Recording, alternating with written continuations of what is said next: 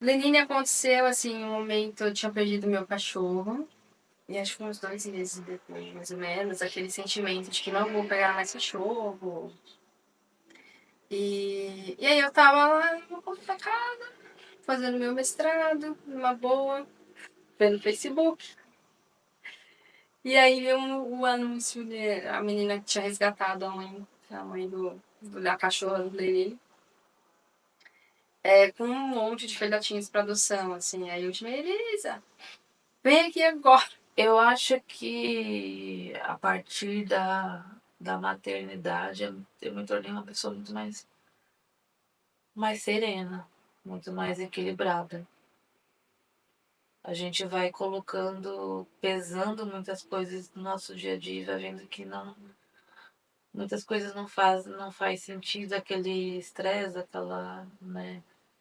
Me vejo mais madura, me vejo mais centrada, com mais responsabilidade.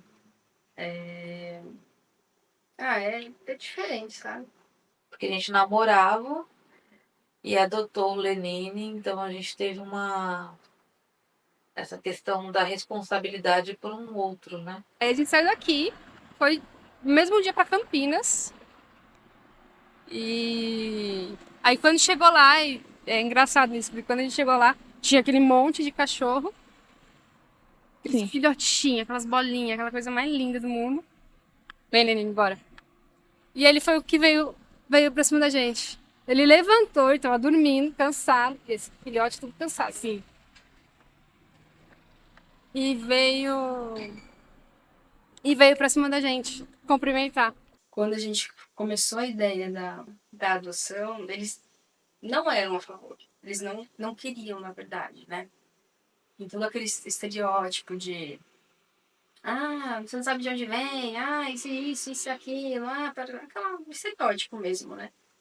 Eu acho que o projeto da maternidade era se não for o principal dos meus sonhos, estava ali entre os principais. E eu tinha muitas angústias com relação a isso, se ia dar certo, se não ia. Então acho que se eu pudesse dar um conselho vai com calma e que vai dar tudo certo.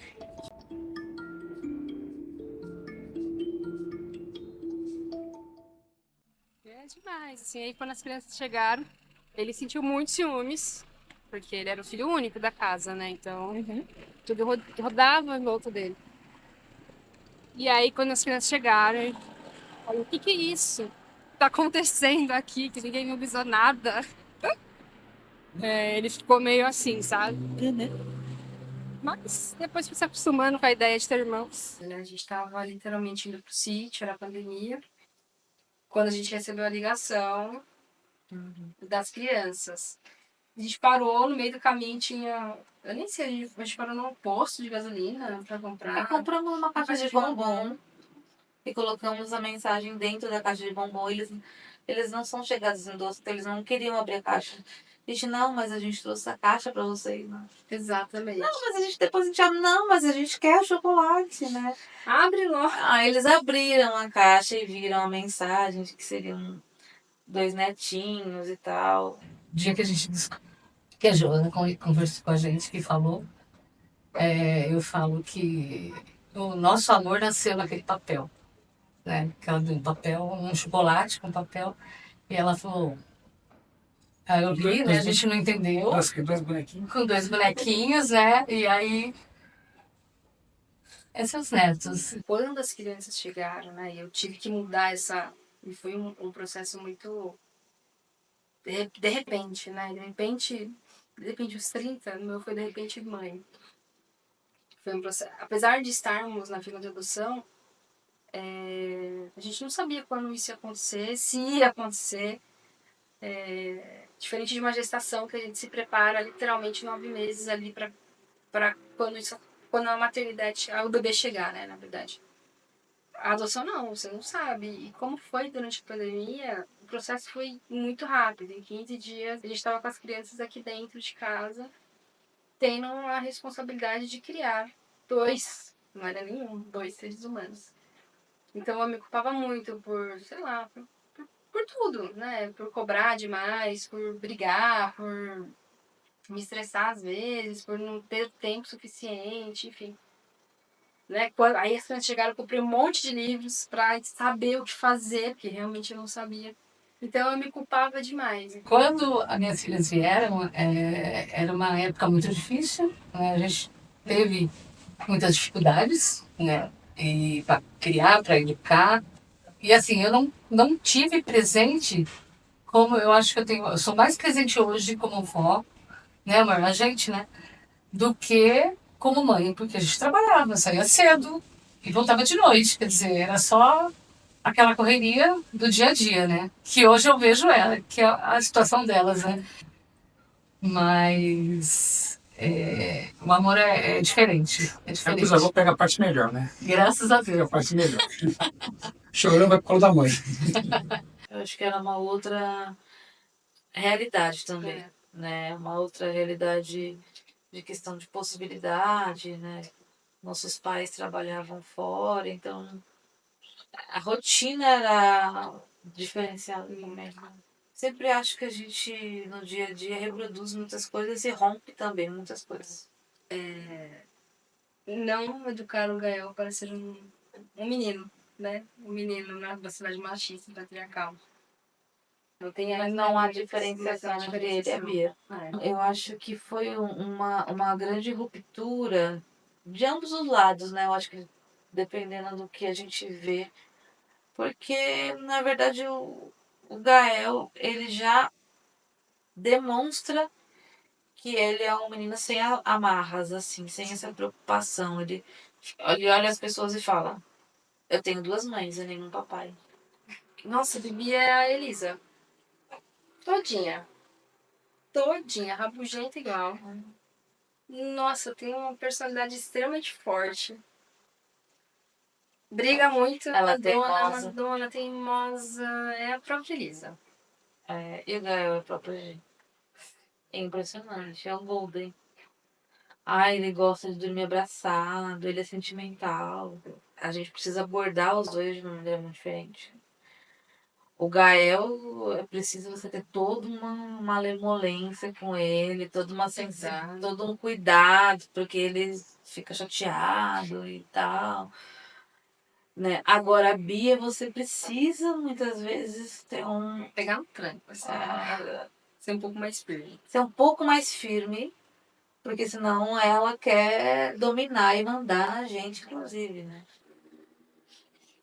Então a gente faz questão de manter uma rotina das crianças com atividades que a gente acha que é importante. Então, mesmo cansadas, a gente faz questão de levar eles na natação, por exemplo, de terapia na quinta-feira. Isso dentro de uma realidade de respeitar a infância deles, né? Eu acho que isso é muito importante. As crianças, a gente deixa eles brincarem muito. E brincarem muito ao ar livre. O que parece simples hoje não é tão simples. Então, a gente, apesar dessa rotina doida, a gente preserva isso neles, né? A gente tá ali enquanto mães, enquanto apoio, mas dando segurança. Eu acho que a gente sempre deu segurança para eles. Acho que é por isso que você viu eles ali bem tranquilos, né? Sorriso, calma. Porque se você ficar naquela coisa, ai, não pode, ai, não pode, ai, não pode, cria crianças medrosas que não se arriscam, né? A gente fala, deixa, né? É tudo bem que quando eles saem com a G é sempre muito pior. A volta sempre tem um roxo. Ah, sempre tem. Acho que uma questão da diferença, né, da minha criação porque a gente tenta imprimir também é a questão passa pela alimentação, né? Eu acho que isso é o salário. Mudou muito a maternidade, né? Principalmente a alimentação.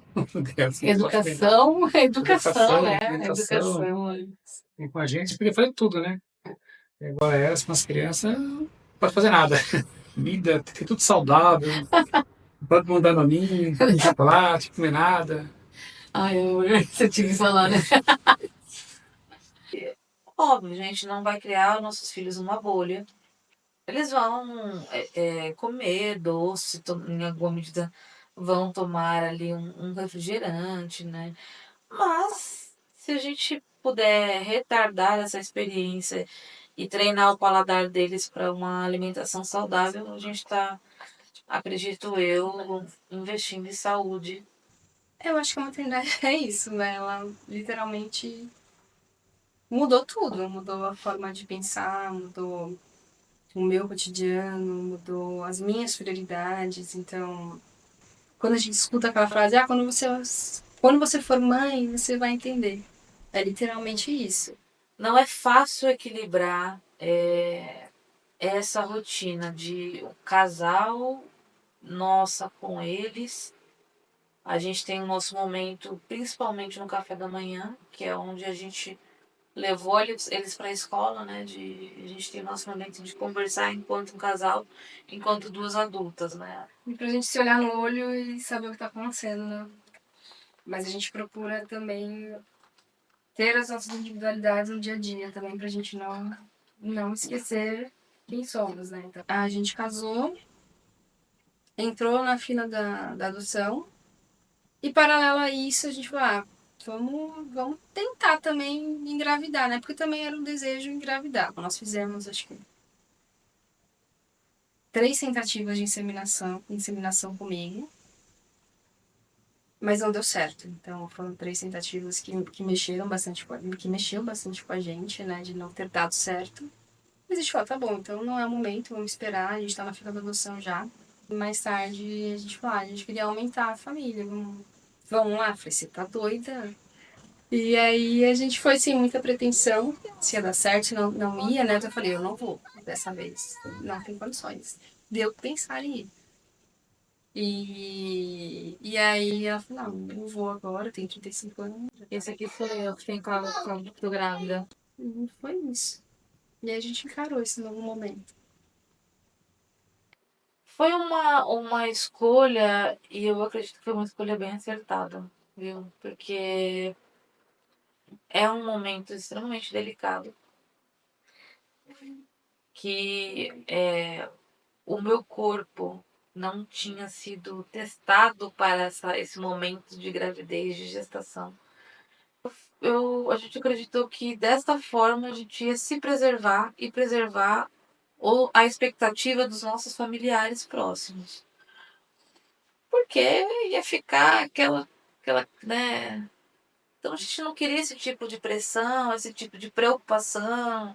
Quando a gente contou, eles mesmos falaram pra gente que, nossa, ainda bem que vocês esperaram uns 3 meses.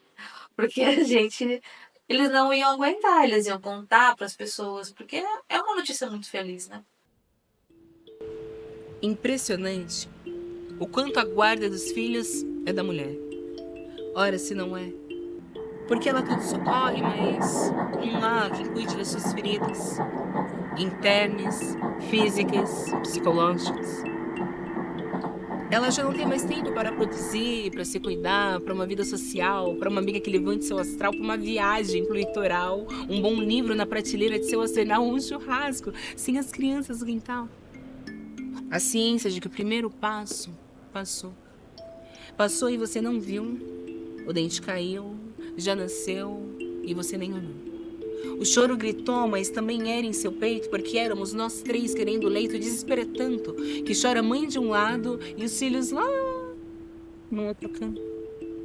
No entanto, tem o tanto de roupa no tanque para exercer, tem a matéria de seus filhos para resolver, tem o almoço para fazer, ela tem que providenciar a mistura para comer, já conta de água, de luz, de telefone, mas agora chega a conta da TV, deu horário de levar os meninos à escola, aproveita, pega uma sacola, passa no mercado, acabou o leite chocolate, ai meu Deus!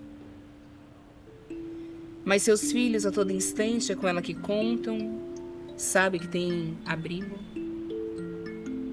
Enquanto eu fujo dos prazeres, eu tento fingir que os afazeres são os meus dotes. Para cada mãe se devia erguer uma estatueta. Toda mãe, na defesa de seus filhos, é porreta, ela enfrenta as tretas e põe um sorriso nos lábios. Faz o milagre de multiplicar. E é por isso que no coração de mãe sempre há mais um espaço. É a maneira dela tapar os buracos, de sentir-se importante. Toda mãe é diamante. Tchim, tchim, tchim, esse dia chegou ao fim. Sim! Yeah!